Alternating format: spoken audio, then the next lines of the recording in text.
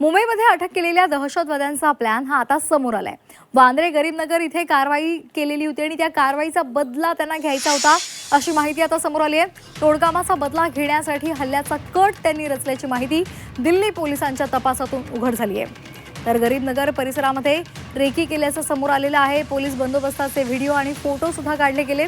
Photo video Pakistani हँडलर्सला पाठवले गेले अशी माहिती आता उघड झाली आहे। हँडलर सोबतचे चॅट्स आणि व्हॉइस नोट सुद्धा आढळलेले आहेत। वांद्रे पूर्व इथे गरीबनगर परिसरामध्ये अवैध मशिदींवरील तोडकामाचा बदला घेण्यासाठी मुंबई पोलीस आणि सुरक्षा दलांवर हल्ला करण्याचा कट रचण्यात आला होता। यासाठी पद्धतशीर आखणी सुद्धा झाली होती अशी धक्कादायक माहिती दिल्ली पोलिसांनी अटक केलेल्या काही दहशतवाद्यांच्या तपासातून उघड केलेली आहे। या संदर्भात अधिक माहितीसाठी आपण जाणार आहोत आमच्या प्रतिनिधी मनश्री फाटक यांच्याकडे। मनश्री, अतिशय महत्त्वाची आणि गंभीर बाब आता दिल्ली पोलिसांच्या तपासातून उघडकीला आलेली आहे। जे तोडकाम केलेलं होतं त्याचा बदला त्यांना घ्यायचा होता। आणखी काय महत्त्वाची माहिती दिल्ली पोलिसांच्या तपासातून समोर आली आहे? दिल्ली पोलिसांनी कुर्ला आणि ठाणे या ठिकाणाहून प्रत्येकी एकाला अटक केलेली आहे आणि सोबतच काही स्थानिक तरुण यांच्या संपर्कात होते का याचा सुद्धा तपास सुरू आहे। या ज्या दोघांना अटक केलेली आहे त्यांच्या मोबाईलमधून काही विशिष्ट पुरावे मिळालेले आहेत की पाकिस्तानी हँडलर्सच्या हे संपर्कात होते। काही फोटोज आणि व्हिडिओ हे सुद्धा त्यांनी पाकिस्तानी हँडलरला पाठवलेले होते। इतकंच नाही तर या सगळ्या प्रकरणामधनं एक गोष्ट लक्षात येते की वांद्रे गरीबनगर या झोपडपट्टीवरची जी कारवाई झाली यानंतर या कारवाईचा बदला म्हणून या ठिकाणची अवैध मशीद तोडल्यानंतर या कारवाईचा बदला म्हणून काही कट रचण्याचा प्रयत्न हा केला जात होता आणि म्हणूनच या ठिकाणाहून अनेक नावं आता पुढे येत आहेत। पोलीस तपासामध्ये अनेक महत्त्वाची माहिती सुद्धा आता समोर येते। यामध्ये एक महत्त्वाचं नाव जे समोर येते ते म्हणजे मुन्ना झिंगाडा।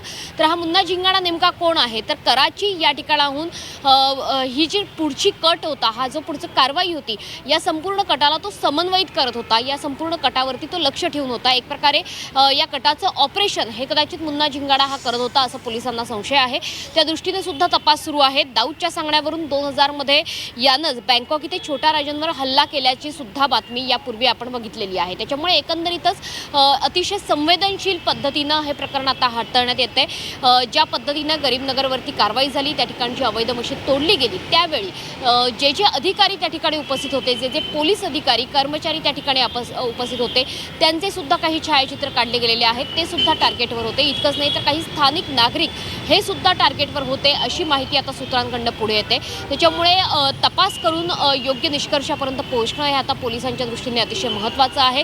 इतकंच नाही तर कुर्ला आणि ठाणे या ठिकाणाहून ज्या दोघांना ताब्यात घेतलेलं आहे त्यांच्या फोनची आणि त्यांच्या इतर बॅकग्राऊंडची सुद्धा कसून चौकशी केली जाते। इतकंच नाही तर काही स्थानिक नागरिक, काही स्थानिक तरुण यांच्या संपर्कात होते का, त्यांना मदत करत होते का याची तपासणी सुद्धा आता पोलिसांकडून केली जाते। त्याच्यामुळे वांद्रे गरीबनगर हटवल्यानंतर आता पुढे काय अशा पद्धतीने जे चित्र निर्माण झालेलं होतं, तर एकीकडे BMC सुद्धा या ठिकाणी काही ॲक्शन प्लॅन राबवते आहे, विकासाची कामं राबवणार आहेत, वाहतूक या ठिकाणची सुरळीत व्हावी याकरता प्रयत्न करणार आहेत।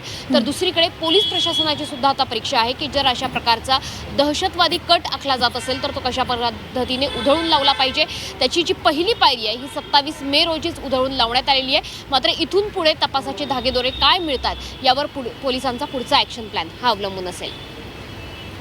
नक्कीच, धन्यवाद मनश्री दिलेल्या सविस्तर माहितीसाठी।